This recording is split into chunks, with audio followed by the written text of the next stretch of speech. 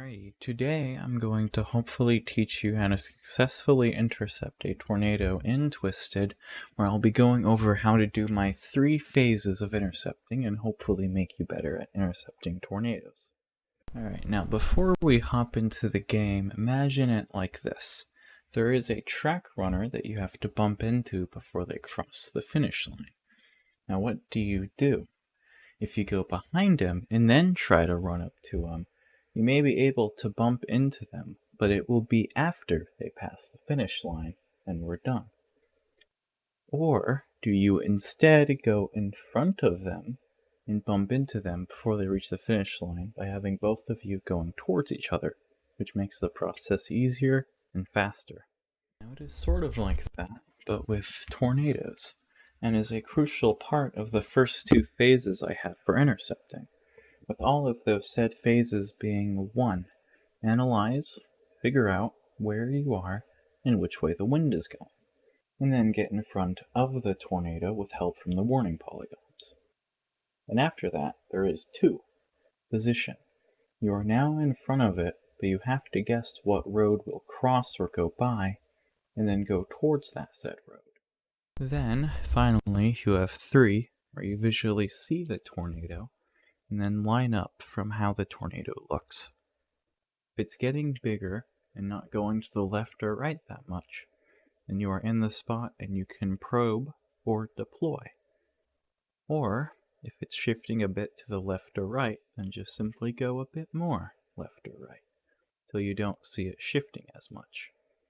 I usually put my hand or something straight up to the monitor and see if my hand is staying in the middle or going left or right. We'll go over this more in detail. Now let's get into the game. Alrighty, so in order to properly demonstrate that you don't really need the best interceptor to be great at intercepting, I'm going to be using the Dominator 1 for this example. And essentially, let's start with the first thing. Let's first analyze. But yeah, I don't really focus on much. What I'm going to focus on the most, I recommend, is the storm motion. Now, the storm motion is moving east. So, for example, if we had a tornado here, then we could know that if it dropped over here, that it would probably go in this direction. And even if the tornado, like throws a curveball and goes up here, we would still be in that ahead direction to probably just line up with it anyways. I was going to explain the radar, but we're already getting a storm, so well, I could briefly explain it. So there's 2 things when it comes to radar. There's reflectivity, and then you have velocity. When it comes to reading velocity radar, the green part is going towards radar, and the red part is going away from radar. There's this one video that's really good about reading radar, and then they have this analogy. The radar is lonely, and it wants company. So when you have stuff going towards it, it gets happy and gives a green light. Or if it's going away and it gets sad, it gives a red light. So that's kind of a good way to remember it. When the storm first starts forming, get going here, to about the east part of it, because of the storm motion, so we can line up with it. But usually, I usually don't really look at the reflectivity that much. I usually look at velocity mostly. And when it comes to chasing storms, a lot of people, they usually go to the worst part of the storm, which is actually not really the best thing to do. I mean, if you want a bunch of rain and then like a bunch of dents in your car, that's a good go, but if you want to actually hit a tornado, I recommend looking at the storm. So when tornadoes form, the storm usually starts giving a hooking motion, and that's usually the air coiling up to produce a tornado, like you can see here. So for example, since I know there's a possible hook happening here, I'm going to go over here, and then I'm going to look at the velocity radar. Essentially, when it comes to the velocity radar, we have to look for a red part in the velocity radar. And what that usually means that you have air circulating. Actually, take this highway here. But that usually means that you have air circulating away from the radar or towards the radar, depending on the color difference. And that usually means that there's not a tornado, or though there's a tornado falling right behind it. So, what we're doing here, I'm just trying to kind of line up. You eventually, you chase so many tornadoes, you eventually kind of get like a, I guessed wrong here, but you can see that we're still facing towards it since we're east, so we're just going to keep driving down this road here. You can see that the game's usually pretty good with putting on the TVS icons after, but yeah, so I'm going to keep driving down here. What I'm going to do here is I'm going to take the 15 so I don't have to turn as much, and we'll also be closer, which is good. When it comes to chasing tornadoes, usually you don't go in there right away. You usually kind of stay back a bit. So that's what we're doing here. Again, as I said with the runner analogy, it's never good to be running toward, or have the tornado running away from you, and having the tornado running. So, as you can see here, this is the warning polygon, and the way it's shaped means it's going in this rough direction. So that's what we're going to do. We're going to go forward a bit more. And, see here. Now we just keep watching the radar. At this point, I usually don't really look at the reflectivity. I looked at it sometimes to see like what kind of visibility I will have when I'm approaching it, but I don't really care about the thing much. This is a good example. So see here how there's nothing. Oh, well, the tornado's touching down. But sometimes, what is a TVS icon? People like to announce a touchdown, which is technically correct, but not all the time. But in this case, it's correct. So there is a touchdown. It's a pretty big tornado. When it comes to tornadoes, do not let the size deceive you. You may see the largest tornado of your life right in front of you, and then it'll only have like 100 miles per hour inside of it. Or you'll see like a tiny needle tornado, and it'll have 170 miles per hour, like my most recent video that you should watch. So never let the size deceive you. And, here's a pretty big tornado. The bigger the tornado is, the better it usually is to intercept, because you have more leeway to hit it.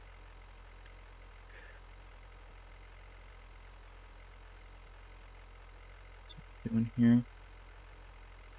What I'm going to do right here is I'm going to start parking and trying to get the idea of the direction of the tornado. So now we're on phase 3. I forgot to mention the other phases. I'll put cards up for the other phases, but now we're actually in the final phase where we line up, we're in position for an intercept, and now we just have to actually drive the tornado into it. I do recommend you look at the radar, because the radar will give you nice little suggestions. And yeah, just keep trying to visually line up with it. This is when I usually start putting my hand up. I see it drifting to the right slightly, so we're going to go right a bit. And try to better line up with it. As you can see here, I'm kind of playing, because of the dirt road, I usually don't recommend dirt roads, at least with this kind of thing. The only car that's really good with dirt roads would be like the Tiv 2, but I usually won't recommend them unless it's like an ultimate final resort.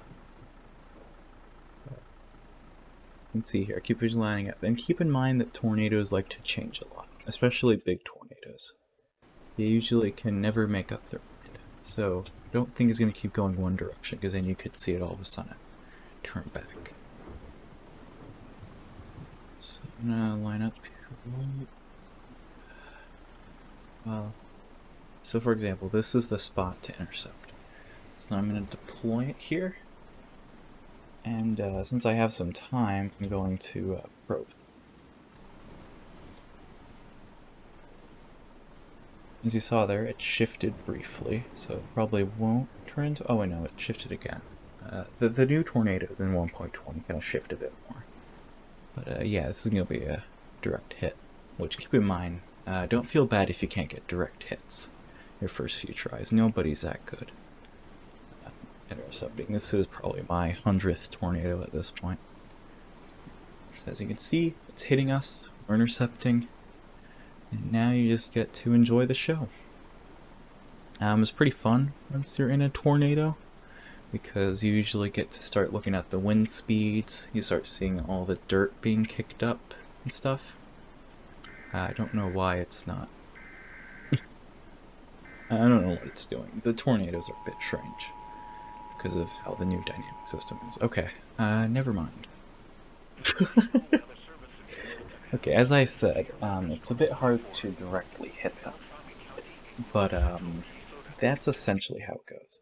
So yeah, so don't feel bad if you miss a tornado like that, because usually if you stay on your toes, you will get a nice direct intercept. So we're going to keep going here. I'm going to look back at the reflectivity. As you can see, this new storm here with a possible new hook forming over there. Let's wait for it to update. Alright, so as you can see, that's died out. Let's go in here.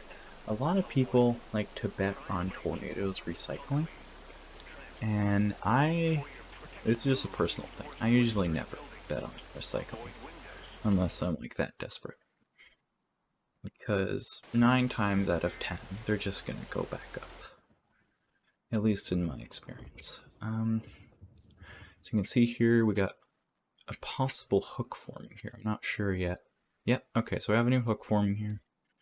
I'm going to look at the velocity radar. As you can see, it's kind of far away, so we're going to switch radar sights to the THIB Hibbing radar, so you can kind of see it a bit more. So yeah, so we're going to keep driving here. Now this lake and river, man, all this water messes me up. So we probably won't be able to hit this either, but I think my last tip would be, when it comes to intercepting tornadoes, never be afraid to leave a tornado, especially an old tornado that's been on the ground for a while.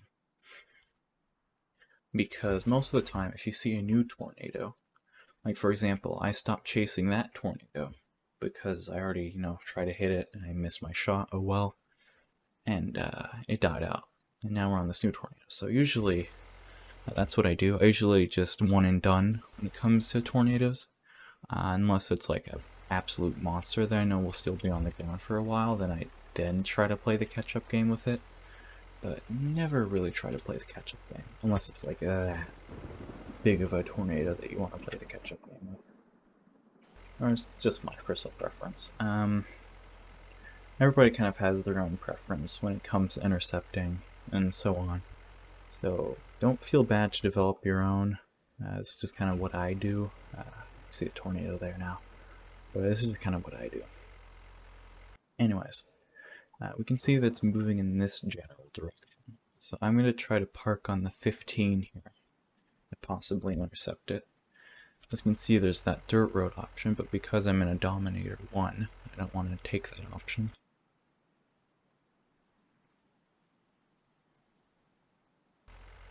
Let's hope we can hit this one quick.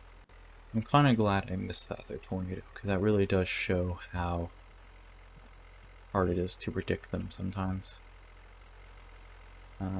When I usually film my videos, most of the time I usually miss a tornado or two. Or I do that and I just barely go in front of it or barely go behind it. And usually you folks don't see that stuff because that's just not really that interesting. So yeah, anyways. What I like to do is I like to kind of park the car here till I get a new warning. There we go. That gives me a better idea of the general direction. See, it's being picked up by the Hazleton radar now. So now we're in that last phase again. Kind of start visually lining up. And when it comes to the polygon warnings, it's kind of hard to explain how I treat them. but I treat them like suggestions. I don't treat them as like the Bible of where it's gonna go. I treat it as like, hey, it could go this way, you know? You just take that into account, but you know, don't put your whole intercept path into it unless it's at night or something. So, you can see we're now visually lining up. Now, when it comes to night chasing, that's a whole different affair. I'll go over that in a second. See the tornadoes right there. Put my hand in the middle of it. Let's see if it stays in the middle. My hand is staying in the middle, so this is probably the spot. Since I'm in a Dominator, I have some time to wait, so I'm going to wait a bit, just to really fine-tune my intercept last moment.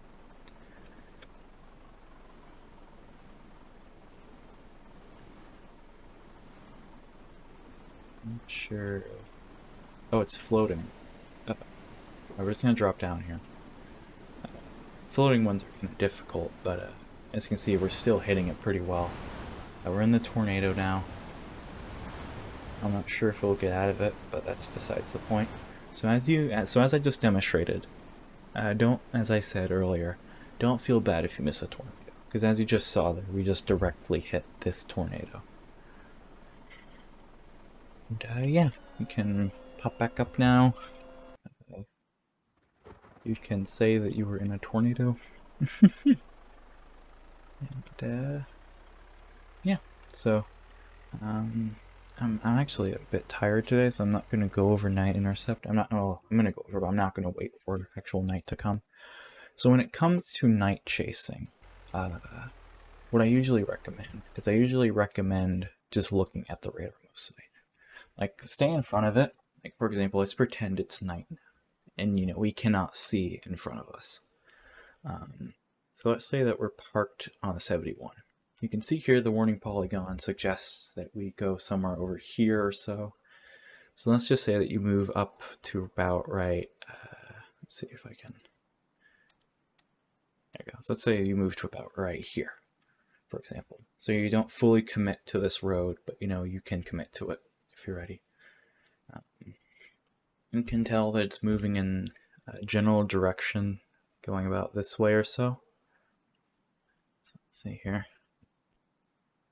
Okay, yeah, so you can see from that there, the more you see it move, the more you can kind of estimate where it's moving. And I usually wouldn't look at the TVS icon. The TVS icon, while it's helpful, it's not precise. I recommend looking more in the middle of the rotation here, and then the TVS icon. So, let's say, for example, judging from the direction it's moving, I'm going to see one last movement. Right, so let's guess from that movement and the TVS icon, factoring everything in, that I deploy, let's say here. I deploy right here. Let's say that. So we're going to sit here for a second, and we're going to see if I guessed correctly. And yeah, so that's the kind of thing with night chasing, is now you just have to wait for it to come up on you. Some people don't night chase at all, and they just park at like Hazleton and just wait for daylight. You can do that too, especially if you're new. But once you get more used to intercepting tornadoes, I think night chasing is a fun challenge. It's the only time that I really feel scared in the game anymore. Because usually, you know, having a tornado, I can obviously see it. As you can tell, I've been pretty calm this whole tutorial and stuff, but night chasing is what really gets me scared. So, as you can see there, I wasn't directly in it, which is fine. As I said, it's hard to do night chasing. But if I take my drone over there, and take a look at this tornado. Oh wow, it's actually really far away. You can see there it did cross that off section that I was talking about, kind of right where I put my dot. So that's how you night chase. Again, I wouldn't really recommend night chasing until you get a few day tornadoes into your belt, but it's a fun challenge. You can really try it. So yeah. If I've missed anything, feel free to comment questions in the comments. I usually look at them as soon as I get a notification about them from YouTube, so usually I answer them an hour or two from them being posted. Don't quote me on that, but I usually try my best to answer them within that. So, yeah. Nothing else I can really say. Yeah. So that's how you chase tornadoes, and that's how you intercept them. I hope you all enjoyed the video. Again, if there's any questions, feel free to comment them and I can answer them. And yeah, have a nice day. Bye.